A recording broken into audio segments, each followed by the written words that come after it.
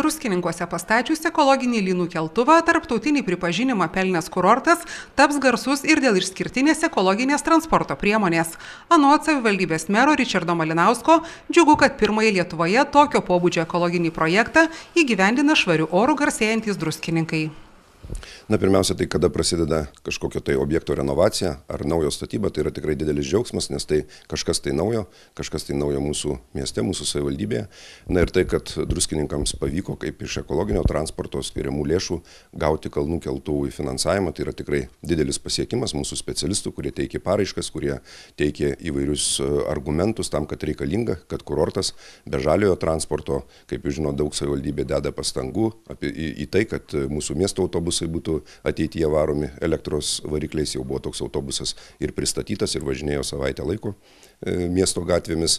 Deja, jo kol kas yra labai brangus ir galvojant apie tai, kad žmonėms nepabrangtų bilietai, kol kas negalime deja įsigyti tokių autobusų, bet kaip viena iš ekologinio transporto priemonių kalnų keltuvas iš miesto centro į slidinėjimo trasas jau statybos vyksta ir iki pavasariui bus pilnai užbaigtas. Ir šį penktadienį bus iškilminga kapsulės įkasimo ceremonija, pažyminti, kad darbai pradėti, darbai vyksta. Ir aš manau, kad jie vyks sklandžiai. Lynų keltuvas bus naudojamas ne tik kaip ekologinė transporto priemonė, bet ir kaip apžvalgos ratas, suteikiantis galimybę pakilus į 45 metrų aukštį pasigrožėti įspūdingą Druskininkų kurorto panoramą. Kurorto centre keltuvo stotelė numatyta šalia vandens pramogų parko, o kitoje Nemuno pusėje Snau arenoje. Bus įrengtos 4 gondolos, kuriuose tilps po 10 žmonių. Visas kelionės atstumas apie 1 kilometras, kelionės trukmė 3,5 minutės. Penktadienį organizuojamas dar vienas įspūdingas šventinis renginys – didžiausio pasaulyje Like simbolio įžiebimo ceremonija.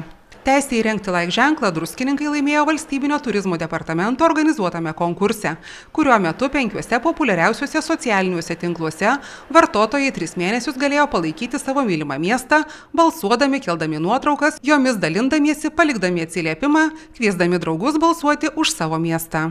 Be abejo, didelis džiaugsmas, pasididžiavimas, manau, kad kiekvieno druskininkiečio, kad druskininkai sugebėjo laimėti konkursą prieš Vilnių, Kauną, Palangą, Laiko ženklo suteikimo kaip miestui, kuris yra mėgstamas, kuriuo yra džiaugiamasi. Tai aš manau, kad kiekvieno mūsų druskininkiečio, druskininkų svečio nuopelnas.